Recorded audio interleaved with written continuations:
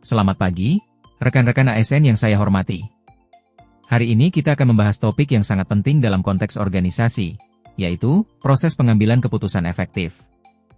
Dalam setiap organisasi, keputusan yang diambil akan menentukan arah dan keberhasilan kita. Mari kita mulai dengan memahami apa yang dimaksud dengan pengambilan keputusan dan mengapa hal ini sangat vital bagi kita semua.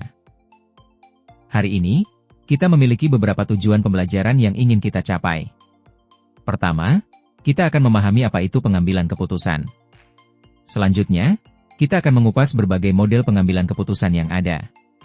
Terakhir, kita akan membahas tahapan dalam proses pengambilan keputusan yang efektif. Dengan pemahaman ini, kita diharapkan mampu menerapkan proses tersebut dalam situasi nyata. Pengambilan keputusan adalah proses yang kompleks yang melibatkan beberapa langkah penting.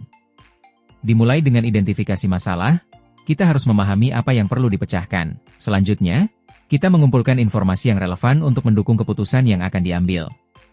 Proses ini bukan hanya sekadar memilih, tetapi juga melibatkan evaluasi alternatif yang ada untuk mencapai hasil yang diinginkan. Ada beberapa elemen penting yang perlu kita perhatikan dalam pengambilan keputusan. Pertama adalah masalah itu sendiri, yang harus kita identifikasi dengan jelas. Kemudian, kita harus menentukan tujuan yang ingin dicapai. Selain itu, kita perlu mengembangkan berbagai alternatif dan menetapkan kriteria untuk mengevaluasi pilihan-pilihan tersebut. Semua elemen ini saling terkait dan mempengaruhi keputusan akhir yang kita ambil. Keputusan dapat diklasifikasikan berdasarkan berbagai kriteria. Pertama, berdasarkan tingkat keputusan, kita memiliki keputusan strategis yang mempengaruhi arah organisasi, keputusan taktis yang berkaitan dengan implementasi strategi, dan keputusan operasional yang berkaitan dengan kegiatan sehari-hari. Selain itu, keputusan juga dapat dibedakan berdasarkan sifat masalahnya, apakah terprogram atau tidak terprogram, serta kondisi di mana keputusan diambil, apakah dalam kondisi pasti, risiko, atau tidak pasti. Pengambilan keputusan adalah inti dari manajemen dalam sebuah organisasi. Keputusan yang tepat dapat mengarahkan organisasi menuju tujuan yang diinginkan, sementara keputusan yang salah dapat membawa dampak negatif. Keputusan juga berperan dalam perencanaan, pengorganisasian, pengarahan, dan pengendalian. Oleh karena itu, penting bagi kita untuk memahami proses pengambilan keputusan dengan baik agar dapat mengelola organisasi dengan efektif. Terdapat beberapa model pengambilan keputusan yang dapat kita gunakan. Model rasional, yang berfokus pada analisis logis dan informasi yang lengkap, adalah salah satu yang paling umum. Namun, ada juga model intuitif yang mengandalkan perasaan dan pengalaman. Selain itu, model campuran menggabungkan kedua pendekatan ini, memungkinkan kita untuk lebih fleksibel dalam mengambil keputusan. Model rasional berasumsi bahwa pengambil keputusan adalah individu yang rasional dan memiliki akses pada informasi yang lengkap. Langkah-langkah dalam model ini dimulai dengan identifikasi masalah, diikuti dengan pengumpulan informasi yang relevan. Setelah itu, alternatif solusi dievaluasi sebelum akhirnya memilih solusi terbaik. Meskipun model ini sangat logis, dalam praktiknya seringkali sulit untuk mencapai rasionalitas penuh, terutama dalam situasi yang kompleks. Model intuitif mengandalkan perasaan dan pengalaman individu dalam mengambil keputusan.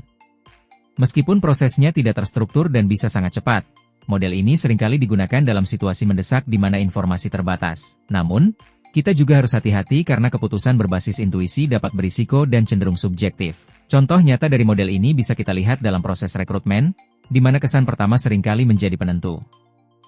Model campuran adalah pendekatan yang menggabungkan elemen dari model rasional dan intuitif.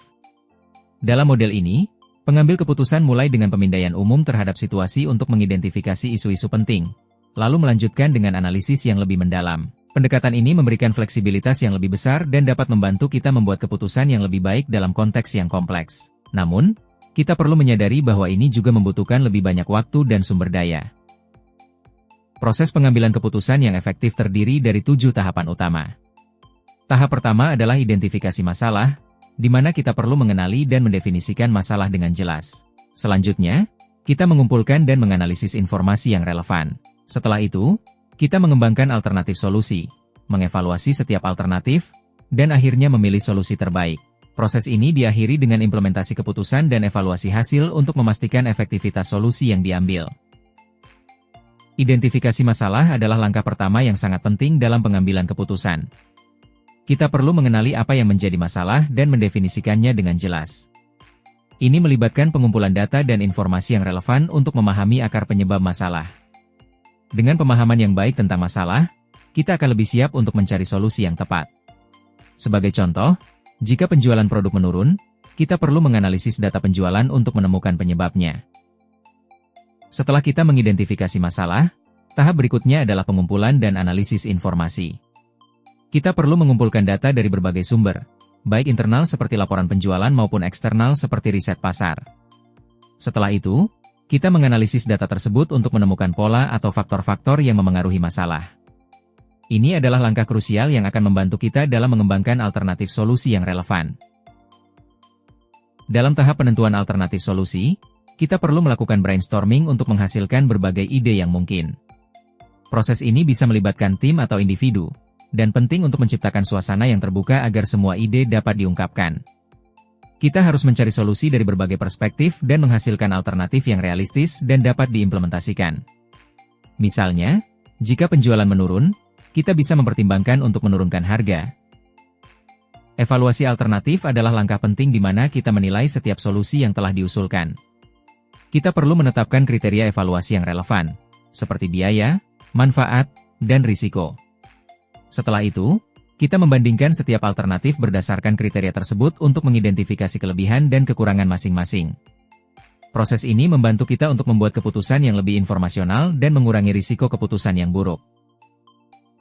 Setelah mengevaluasi semua alternatif, kita masuk pada tahap pemilihan solusi. Di sini, kita harus memilih alternatif yang paling sesuai dan efektif untuk mengatasi masalah. Penting untuk mempertimbangkan berbagai faktor lain yang relevan, seperti sumber daya yang tersedia dan risiko yang dapat diterima. Implementasi keputusan adalah tahap di mana kita menerapkan solusi yang telah dipilih. Ini melibatkan pembuatan rencana implementasi yang detail, termasuk langkah-langkah dan penanggung jawab. Komunikasi yang jelas kepada semua pihak yang terlibat juga sangat penting untuk memastikan bahwa semua orang berada pada halaman yang sama. Misalnya, jika kita memutuskan untuk melakukan kampanye promosi baru, kita perlu merencanakan setiap aspek dari kampanye tersebut. Tahap terakhir dalam proses pengambilan keputusan adalah evaluasi hasil. Di sini, kita perlu mengumpulkan data untuk menilai apakah solusi yang diterapkan berhasil mencapai tujuan yang ditetapkan. Penting untuk menganalisis hasil dan memahami penyebab keberhasilan atau kegagalan. Jika hasilnya tidak sesuai harapan, kita perlu melakukan penyesuaian atau perbaikan agar dapat mencapai hasil yang lebih baik di masa mendatang. Ada beberapa faktor yang dapat mempengaruhi efektivitas pengambilan keputusan. Kualitas informasi sangat penting. Informasi yang akurat dan relevan akan membantu kita membuat keputusan yang lebih baik. Waktu yang tersedia juga dapat mempengaruhi keputusan yang diambil. Selain itu, ketersediaan sumber daya dan potensi bias kognitif harus diperhatikan. Budaya organisasi juga mempengaruhi proses pengambilan keputusan, sehingga kita perlu memahami konteks tersebut. Sebagai penutup, penting bagi kita untuk memahami bahwa pengambilan keputusan adalah proses yang kompleks dan saling terkait. Dengan mengikuti tahapan yang telah kita bahas, kita dapat meningkatkan efektivitas pengambilan keputusan dalam organisasi kita. Mari kita terapkan pengetahuan ini dalam setiap aspek pekerjaan kita, agar keputusan yang kita ambil dapat membawa dampak positif bagi organisasi dan masyarakat. Terima kasih atas perhatian dan partisipasi Anda semua.